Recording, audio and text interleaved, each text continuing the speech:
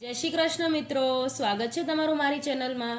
આજે આપણે બનાવીશું બહુ જ ટેસ્ટી, હેલ્ધી અને બહુ જ જલ્દી બની જાય એવું ટમેટાનું સલાડ। સાથે આપણે એની ડ્રેસિંગ પણ બનાવીશું। જો તમને લોકોને મારી રેસીપી ગમતી હોય ને હજી સુધી મારી ચેનલને સબસ્ક્રાઇબ ન કરી હોય તો ચેનલને સબસ્ક્રાઇબ કરી લેજો, બાજુમાં આવેલી ઘંટીને પ્રેસ કરી લેજો, જેનાથી દરેક નવી નવી રેસીપીના નોટિફિકેશન તમને મળી રહે। તો ચાલો રેસીપી શરૂ કરીએ।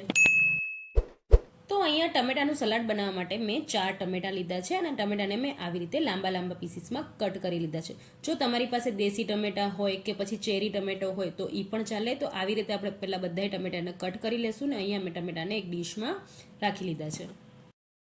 તો હવે આપણે સલાડની ડ્રેસિંગ બનાવશું। તો એના માટે મેં અહીંયા અડધાથી પણ ઓછું યલો કેપ્સિકમ લીધું છે। જો તમારી પાસે ના હોય તો તમે ગ્રીન કેપ્સિકમ પણ લઈ શકો છો। અને એક મીડિયમ સાઇઝની મેં ડુંગળી લીધી છે।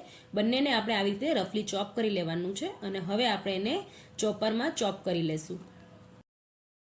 તો આ સલાડ તમે વેટ લોસ માટે પણ યુઝ કરી શકો છો। જો તમે વેટ લોસ કરતા હોય તો એઝ અ ડાયટમાં તમે આને એડ કરી શકો છો। અને જો બાળકોને ટમેટા ખાવાના ન ગમતા હોય તો આવી રીતે તમે બાળકોને ઉપર ડ્રેસિંગ નાખીને સલાડ બનાવી દો તો બાળકોને મજા પડી જાય।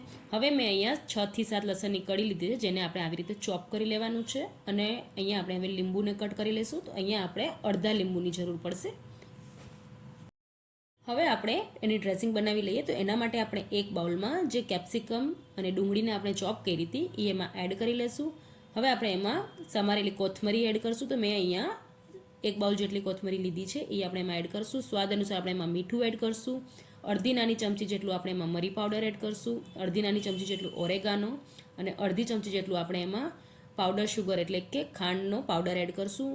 અને જે આપણે લસણને ચોપ કરીને રાખ્યું હતું એ એડ કરશું અને લીંબુ પણ આપણે એમાં નીચવી દેશું। હવે અહીંયા મેં 1 ચમચી જેટલું ઓલિવ ઓઇલ લીધું છે। જો તમારી પાસે ઓલિવ ઓઇલ ના હોય તો તમે નોર્મલ જે સિંગ તેલ હોય એ પણ એડ કરી શકો છો। તો આ બધી વસ્તુને આપણે આવી રીતે મિક્સ કરી લેવાની છે। તો આપણું આ ડ્રેસિંગ રેડી થઈ ગયું છે। પણ હવે આ સલાડને સર્વ કરવાની પણ એક સ્ટાઇલ હોય છે, એટલે આપણે સૌથી પહેલાં એક બાઉલ લઈ લઈશું। એમાં આપણે આવી રીતે નીચે થોડાક ટમેટા મૂકી દઈશું। ઉપરથી આપણે 2 થી 3 ચમચી જેટલી આપણે જે ડ્રેસિંગ બનાવી એ એડ કરશું। પાછું આપણે ટમેટાનું લેયર કરવાનું છે અને ફરીથી આપણે એને જે ડ્રેસિંગ બનાવી હતી એ એડ કરશું। તો આવી રીતે આપણે 2 કે 3 લેયર બનાવીને એને સર્વ કરવાનું હોય છે। અને આ ટમેટાને તમે 1 કલાક માટે ફ્રીઝમાં મૂકી દો અને એકદમ ઠંડા થઈ જાય ત્યારે જ આને સર્વ કરવામાં આવે તો આનો ટેસ્ટ બહુ જ સરસ લાગે છે। તો અત્યારે હું એને પહેલાં 1 કલાક માટે ફ્રીઝમાં મૂકી દઉં છું ને 1 કલાક પછી જ્યારે આપણે એને ફ્રીઝમાંથી કાઢશું ત્યારે આપણે એને મિક્સ કરશું। તો આ સલાડ જેવી રીતે મેં તમે કીધું કે તમે વેટ લોસમાં પણ યુઝ કરી શકો છો અને તમે એઝ અ સાઇડ ડિશ જમવા સાથે પણ જો આ સલાડ બનાવી લ્યો તો પણ બહુ જ સરસ લાગે છે। જમવાનું સ્વાદ જ વધી જાય છે। તો એકવાર જરૂરથી આ રેસીપી ટ્રાય કરજો અને મને કોમેન્ટ કરીને કહેજો કે તમને મારી આ રેસીપી કેવી લાગી।